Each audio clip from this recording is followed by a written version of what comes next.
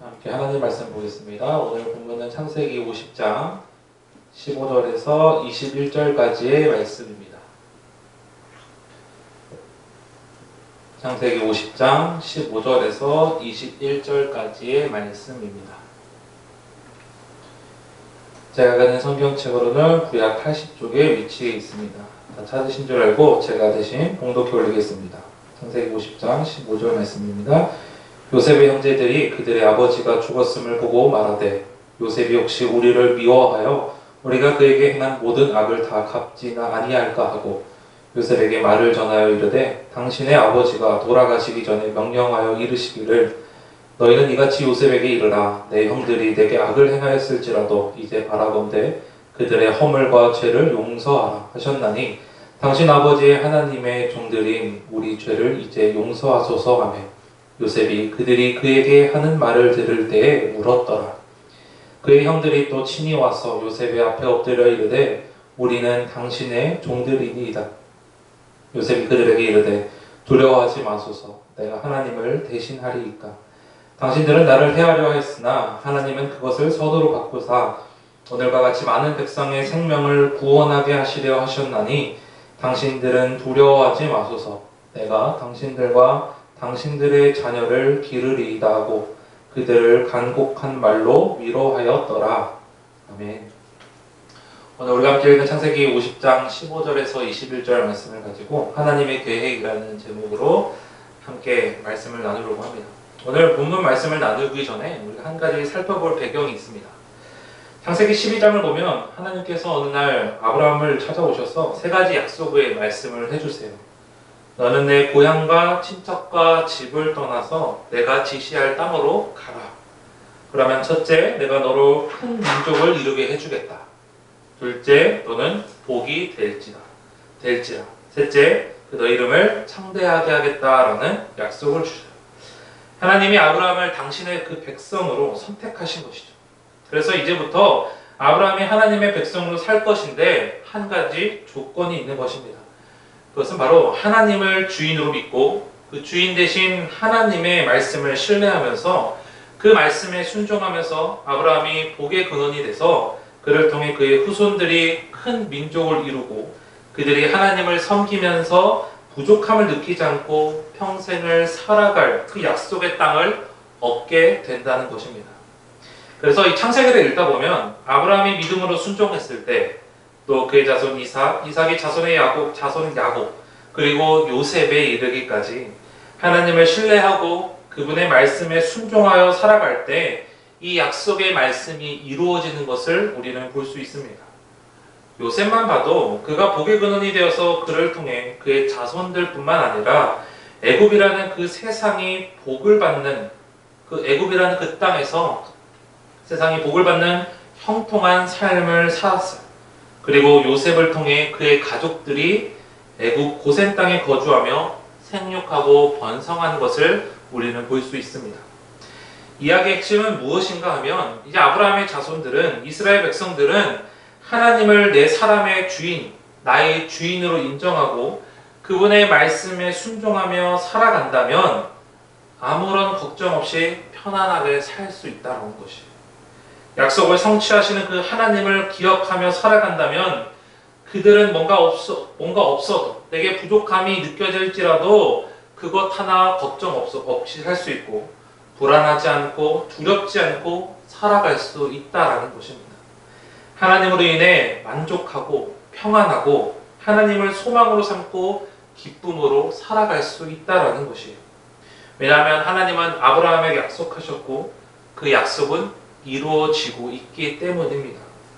다시 말해 인간에게 하나님이란 존재, 그분과 어떠한 관계를 맺고 있느냐는 참 중요한 것을 우리는 기억하고 오늘 본문 말씀을 살펴보아야 합니다. 하나님은 요셉을 통해 7년의 긴 흉년으로부터 그의 가족들의 생명을 지켜주셨어요. 요셉과 그의 가족들은 하나님이 주시는 그 놀라운 구원의 은혜를 체험했습니다. 그렇게 시간이 흐르고 야곱이 나이가 들어 죽게 되었습니다. 아마 야곱은 죽기 전 자식들에게 신신당부했을 것입니다. 하나님이 반드시 너희와 함께 하셔서 너희를 약속의 땅으로 인도하실 것이다. 어떠한 상황에서도 너희와 함께 하시는 그 하나님을 신뢰하며 살으라라고 이야기했을 것이에요. 그러면서 너희가 그 약속을 믿고 신뢰하며 살아갈 때 너희는 평안함을 얻을 것이다. 그렇게 신신당부했을 것입니다. 그렇게 신신당부 끝에 야곱이 죽었습니다. 그런데 아버지가 돌아가시자마자 요셉의 형들의 마음속에는 불안과 두려움이 시작되었습니다. 오늘 본문 15절 말씀입니다. 요셉의 형제들이 그들의 아버지가 죽었음을 보고 말하되 요셉이 혹시 우리를 미워하여 우리가 그에게 행한 모든 악을 다 갚지나 아니할까 하고 라고 본문은 기록하고 있어요. 형들이 느낀 불안과 두려움은 무엇인가요? 지금 본문에서 형들이 느낀 이 불안과 두려움은 자신들이 과거에 요셉에게 행했던 잘못에 대한 두려움이었어요. 동생을 미워하고 무시하며 죽이려고 했던 마음, 다른 나라 상인들에게 팔아넘기며 외면했던 그들의 잘못에 대해서 두려워하고 있어요. 자신들이 수십 년 전에 요셉에게 간 그 상처 때문에 요셉이 복수하지 않을까? 그동안 아버지를 봐서라도 참았다가 이제 아버지가 계시지 않으니까 우리에게 보복하지 않을까라고 생각하며 불안에 떨기 시작한 것입니다. 요셉은 자신을 통해 그의 가족들을 구원하셔서 이스라엘 민족을 가나안 땅으로 인도하시겠다는 그 하나님에 대한 신뢰와 순종으로 형들을 용서한 것인데 형들은 그 하나님을 신뢰하지 못했고 요셉을 믿지 못하고 있는 것이에요. 아버지라는 그 보호의 방패가 사라지자 두려워하기 시작했어요. 이것은 무엇을 의미합니까? 지금 형들의 상태는 여전히 하나님과의 관계가 실패하고 있다는 것을 보여주고 있어요. 이런 형들의 모습은 우리에게 한 가지 중요한 사실을 전해줍니다. 그것은 하나님을 떠난 인간은 불완전한 존재라는 것입니다. 하나님이란 존재로부터 떨어지는 그 순간부터 인간은 늘 불안하고 두렵고 부족함을 느낀다는 것입니다. 창세기 45장에 요셉이 드디어 형제들에게 자신의 정체를 밝히는 본문이 기록되고 있어요. 그때 눈물의 상봉을 하면서 이 요셉이 형들에게 말합니다. 창세기 45장 5절에 기록되기를 당신이 나를 이곳에 팔았다고 해서 근심하지 마소서, 한탄하지 마소서. 하나님이 생명을 구원하시려고 나를 당신들보다 먼저 보내셨나이다 라고 요셉은 고백합니다. 형님들 두려워하지 마십시오. 그리고 과거에 나에게 상처 준 것 때문에 스스로 괴로워하지 마십시오. 그동안 우리에게 일어난 모든 일은 우리의 생명을 구원하시려고 하나님이 하신 일입니다라고 고백하고 있는 것이에요. 저는 이미 형들을 다 용서했습니다. 요셉은 자신에게 일어난 모든 일이 하나님 뜻 안에 있음을 지금 고백하고 있는 것입니다. 모든 것이 하나님의 선한 계획 안에 있음을 인정하고 있어요. 그래서 하나님의 사랑으로 형들을 용서하고 있는 것입니다. 그러면 형들은 이제부터 어떻게 하면 되나요? 요셉이 그 하나님의 선한 뜻을 인정하고 형들을 용서했다면 이제 형들이 해야 될 것은 그 요셉의 하나님, 우리의 하나님의 그 약속을 믿고 신뢰하며 함께 평안함을 누리며 살면 되는 것입니다. 더 이상의 걱정과 불안함 없이 요셉이 용서했으니 그 용서함을 기억하면서 이제 우리는 편안하게 살면 되는 것입니다. 그러면 평안한 것이, 하지만 오늘 본문을 보니까 그런 형들은 아버지가 죽자마자 불안해합니다. 요셉이 자신들에게 보복하지 않을까 두려움에 떨고 있습니다. 너무 두려운 나머지 직접 말하지도 못하고 사람을 보내서 야곱이 죽기 전에 당부했던 말을 전하며 용서를 빌고 있습니다. 본문 17절입니다. 너희는 이같이 요셉에게 이르라. 내 형들이 내게 악을 행하였을지라도 이제 바라건대 그들의 허물과 죄를 용서하라 하셨느니 당신 아버지의 하나님의 종들인 우리 죄를 이제 용서하소서 하며 요셉이 그들이 그에게 하는 말을 들을 때 울었더라라고 본문을 기록하고 있어요. 요셉은 이미 형들을 용서했어요. 이 모든 것이 형들을 향한 하나님의 사랑이며 뜻임을 수차례 전했습니다. 하지만 형들은 믿지 못했어요. 요셉의 말을 신뢰하지 못했어요. 요셉의 용서와 하나님의 뜻을 그 전했음에도 불구하고 그 형제들은 여전히 믿지 못하고 의심하며 불안과 두려움에 떨고 있었습니다.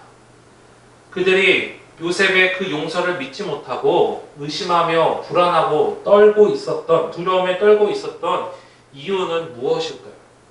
그것은 형제들 안에 있는 죄책감, 죄의식 때문에 그렇습니다. 불안과 두려움, 의심, 이 모든 것이 죄의 산물이라는 것입니다. 17절 하반절을 보면 이렇게 기록하고 있어요. 요셉이 그들이 그에게 하는 말을 들을 때 울었더라. 형들은 또다시 요셉에게 상처를 준 겁니다. 그리고 요셉이 울었더라는 저 표현에는 형들을 바라보시는 그 하나님 아버지의 마음이 어떠한지를 너무나 분명하게 보여주고 있어요. 하나님을 떠난 인간의 모습이 이러합니다. 인간의 마음에는 하나님의 자리가 있고 그 자리는 하나님으로 채워져야 온전하고 평안할 수 있는데 그 자리가 하나님으로 채워지지 않으면 그때부터 뭔가 불안하고 두렵고 의심하고 그래서 그것을 해소하기에 인위적으로 뭔가 시도합니다. 그리고 우리는 그것들을 세상의 것으로 채우려고 노력합니다. 더 발버둥 치는 것이죠. 이걸 다르게 생각해보면 이렇게 생각해 볼 수 있어요. 하나님의 약속을 신뢰하지 못한 우리의 모습은 어떠한가요? 우리를 지키시고 보호하신다. 우리를 형통하게 하고 우리 함께 하시겠다는 그 약속을 잊고 우리는 다른 것을 찾고 있지 않는지 돌아봐야 합니다. 다른 보험들을 통해 우리의 마음속 자리 잡은 불안과 두려움을 해소하고 있진 않으십니까? 하나님이 분명히 우리와 함께 하신다고, 나와 함께 하겠다고, 나를 형통하겠다고, 나를 지켜주신다고, 보호하신다고 말씀하셨는데 우리는 때로는 그 약속을 잊고 하나님이 아닌 다른 것들로 채우려고 하고 다른 것들로 위안을 삼으려고 합니다. 저도 오래전에 신학을 공부하고 싶은 마음보다는 당장 금전적인 문제를 해결하는 것이 우선일 때가 있었어요. 그래서 진학을 포기하고 취업을 했고 돈을 버는 것에 목적을 두고 살았습니다. 정말 그때 신앙생활했던 저의 모습을 돌아보면 나름 정말 순수했고 열정적이었어요. 하지만 그 가운데 내가 지금 해결해야 될 것은 집안의 어려움을 생각했을 때 내가 지금 당장 해야 될 것은 지금 당장 돈을 버는 것이 더 선하다고 여겼습니다. 지금 당장 돈을 버는 것이 하나님의 뜻이라고 저는 생각했습니다. 그래서 그것을 선택했고 저는 배를 탔습니다. 하지만 그렇게 생각했던 저의 그 모습과는 달리 나는 열심히 배에서도 열심히 신앙생활을 유지하고 교회를 다니려고 했지만 그곳이 가진 한계나 그곳이 주는 그런 장소나 예배의 제한적인 환경 속에서는 하나님과 더 가까워지기는커녕 멀어질 수밖에 없었어요. 주일이 없었고 부활절을 지킬 수 없었고 성탄절을 지킬 수 없었고 그냥 예배를 드리지 못하는 그런 환경들이 계속되면서 처음에는 나름의 열심히 지속하기 위해서 노력했지만 그것이 계속되면서 자연스럽게 저는 하나님과 멀어지는 것을 발견했습니다. 돈을 벌게 되어서 당장의 문제는 해결할 수 있는 것 같았지만 저와 하나님과의 관계는 더욱 흐트러지게 되었고 여전히 내 안에 있는 그 불안함과 두려움들은 해결하지 못하고 있음을 발견했습니다. 그로 인해 저는 계속 저를 스스로를 괴롭혔고 고통 속에 발버둥 치던 때가 있었습니다. 그래도 감사하게도 하나님은 작은 계기를 통해서 하나님과의 관계를 회복시켜 주셨고 제가 이 일을 그만두고 신학을 다시 공부할 수 있는 길을 열어주셨어요. 아마 제가 그때 하나님을 선택하지 않고 돈을 버는 목적을 계속 선택했다면 어떤 결과로 이어졌을까요? 아마 지금 이 세상을 살아가는데 나름 풍족한 삶을 살았을 것입니다.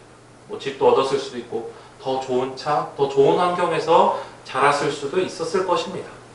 하지만 오늘 말씀을 통해 살펴보면서 또 말씀을 준비하면서 다시 생각해보면 하나님과의 관계가 회복되지 않는 인생의 결과는 결국 죽음, 영원한 죽음이라는 것을 다시 한번 떠올려 보게 되었습니다. 이러한 우리들의 모습을 보면서 마치 요셉이 형들을 바라보며 울었던 것처럼 하나님은 울고 계세요. 우리 마음 안에 자꾸 하나님이 아닌 다른 것들을 더 쫓아가며 살아가는 모습들을 보면서 하나님도 울고 계시다는 것이에요.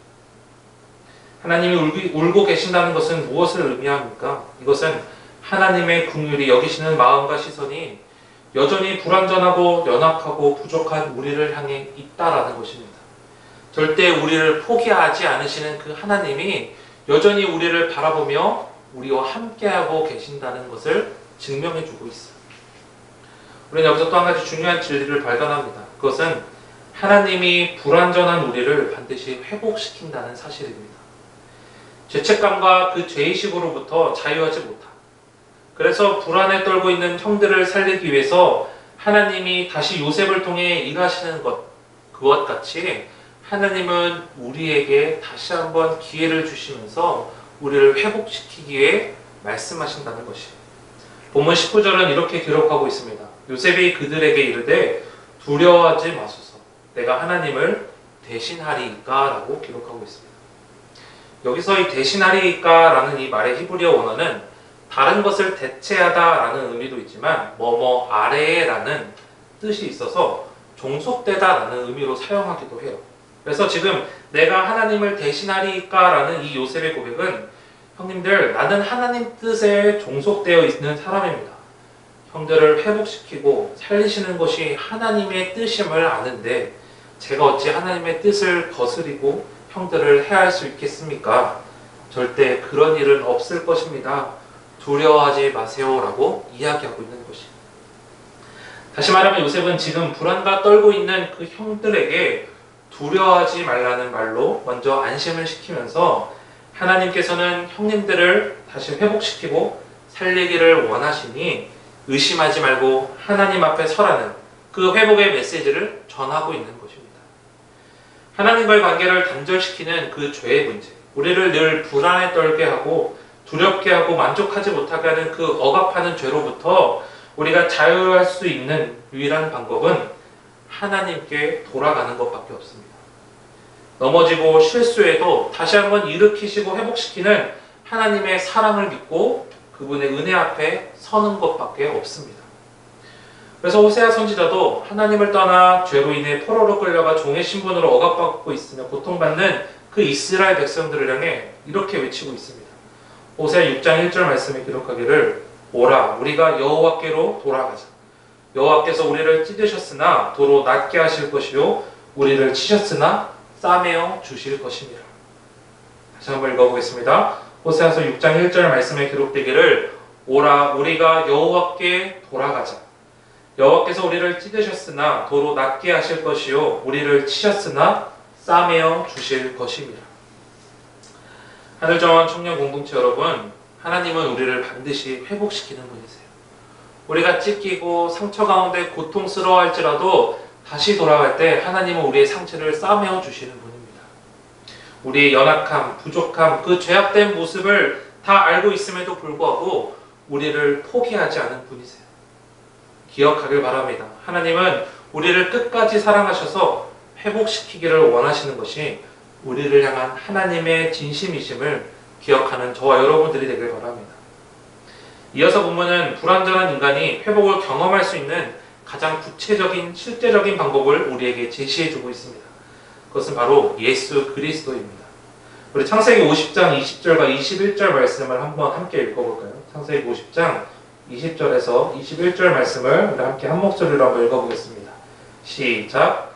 당신들은 나를 해하려 하였으나 하나님은 그것을 선으로 바꾸사 오늘과 같이 많은 백성의 생명을 구원하게 하시려 하셨나니 당신들은 두려워하지 마소서. 내가 당신들과 당신들의 자녀를 기르리다 하고 그들을 간곡한 말로 위로하였더라. 요셉이 형들에게 구체적으로 전한 사실이 무엇인가요?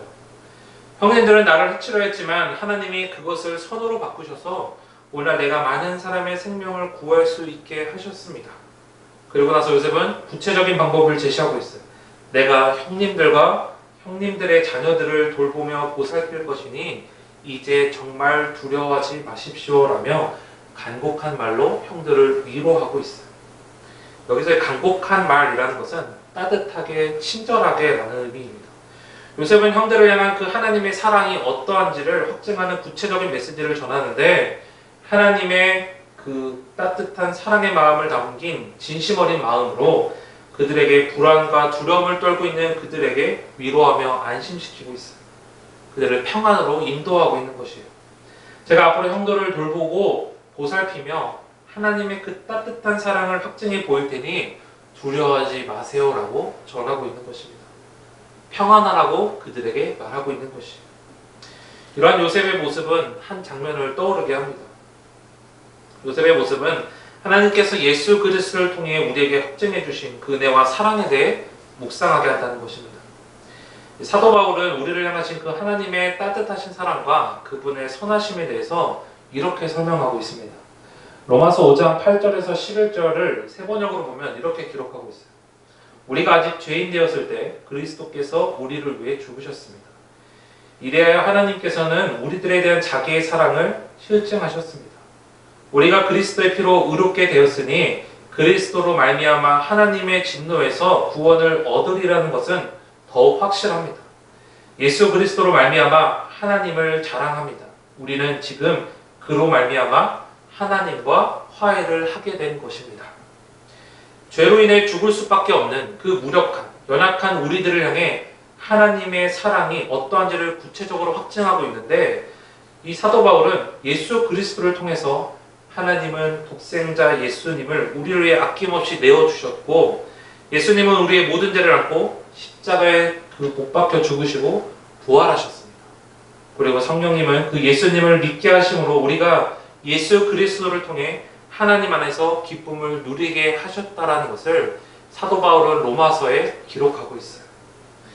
하나님을 떠나 우리가 진정으로 회복을 경험하고 하나님 안에서 평안을 누릴 수 있는 구체적인 방법은 예수 그리스도를 믿는 것입니다. 예수를 나의 구원자로 믿고 구원받은 그 하나님의 자녀가 되어야 하고, 더 나아가 예수님의 마음을 품고 예수님과 동행하며 세상을 향해 하나님의 따뜻한 사랑을 전할 수 있는 자가 되어야 합니다. 내 상황과 형편이 어떠하든지 그것에 초점을 맞추는 것이 아니라 예수님께 내 모든 초점을 맞추어 믿음의 길을 걸어가면 하나님은 우리를 회복시키시고 평안을 주시고 우리를 통해 세상을 회복시킨다는 것입니다. 여러분들은 지금 무엇 때문에 불안해하며 두려워하며 살아가고 있습니까? 앞이 보이지 않는 불안전한 미래를 생각하며 불안해하십니까? 아니면 혹 사람과의 관계나 내 안에 있는 죄책감과 죄의식에 빠져 하나님과 멀어지는 내 모습에 불안해하고 두려워하고 계십니까? 우리가 불안과 두려움에 그 의심 속에 갇혀 하루하루를 살아가는 것은 하나님의 뜻이 아닙니다. 하나님은 오늘 본문을 통해서 우리에게 원하시는 뜻은, 말씀해 주시는 그 뜻은 하나님 안에서 하나님으로 인해 평안을 누리는 것이 하나님의 뜻입니다. 하나님을 떠나 우리가 진정한 회복을 경험하고 하나님 안에서 평안을 누릴 수 있는 그 구체적인 방법은 예수 그리스도를 믿는 것입니다. 예수를 나의 구원자로 믿고 구원받은 하나님의 자녀가 되어야 하고, 예수님의 마음을 품고 예수님과 동행하며 세상을 향해 하나님의 따뜻한 사랑을 전해야 하는 것입니다. 마태복음 28장 20절은 이렇게 기록하고 있습니다. 내가 너희에게 본부한 모든 것을 가르쳐 지키게 하라. 볼지어다 내가 세상 끝날까지 너희와 항상 함께 있으리라 하시니라. 하나님은 우리를 끝까지 사랑하셔서 회복하기를 원하시는 것이 우리를 향한 하나님의 진심이심을 발견하는 저와 여러분들이 되길 소망합니다. 이 사실을 믿고 신뢰함으로써 하나님을 더 깊이 사랑하고 세상 가운데 선포할 수 있는 우리 하늘조강교회 젊음의 이슬 공동체가 되기를 주님의 이름으로 축복합니다.